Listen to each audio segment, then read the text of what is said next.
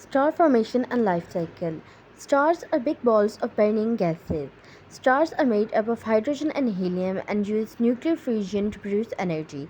Stars are made up in stellar nebula. These are big clouds of hydrogen and helium. When a shock wave from a supernova produces a clump in these clouds, it results in the formation of a huge part where density increases. This density increase leads to gravity pulling dust and gas particles together, which slowly leads to the formation of a small protostar. In the protostar, heat builds up, and in time, gravity increases and the particles start to build up together. This process start to heat up, and in time, a small protostar is formed. These stellar nebulas are very important, and at the beginning of our universe, the universe was entirely filled with clouds of hydrogen and helium. These clouds come together to form protostars.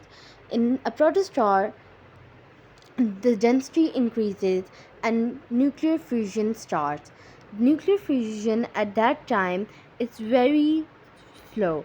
A star at the center can ignite very little molecules to produce a little amount of energy, and there is a protoplanetary disk around it.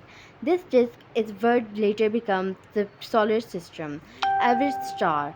Average star refers to an average size star equivalent to 20 solar masses. That is the size of our sun. This is yellow or white in color, while a star bigger than this is known as giant blue star, and these are greater than 20 solar masses. A star ignites hydrogen by nuclear fusion, converts into helium, and as long as the hydrogen cycle continues, a star remains in average state. Red giant. When the nuclear hydrogen fuel is all used up, a star converts into a red giant, and carbon synthesis is started. This leads to the stars being swelled up into a red giant, engulfing nearby planets and rising in size.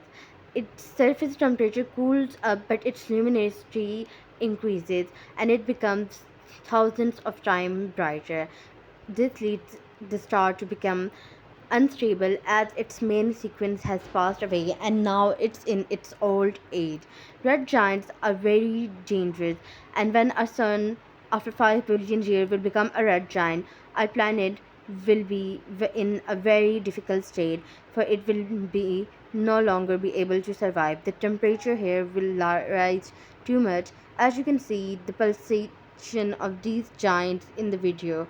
This is exactly what happens when the temperature of these stars rises, because this is just before a supernova.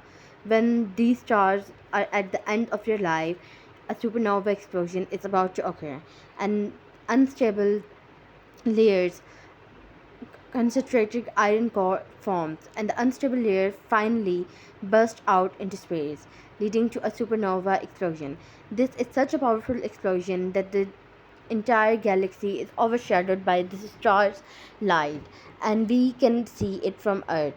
The supernova is known as a cosmic candle, and it is a very powerful phenomenon used to measure distance between stars and galaxies. The result of a supernova is a white dwarf star, and a planetary disk. It depends on the type of star. A giant star results in a neutron star and a black hole, but a simple star like a sun can result into a white dwarf star. The mass of star is very important in determining this. Dwarf star.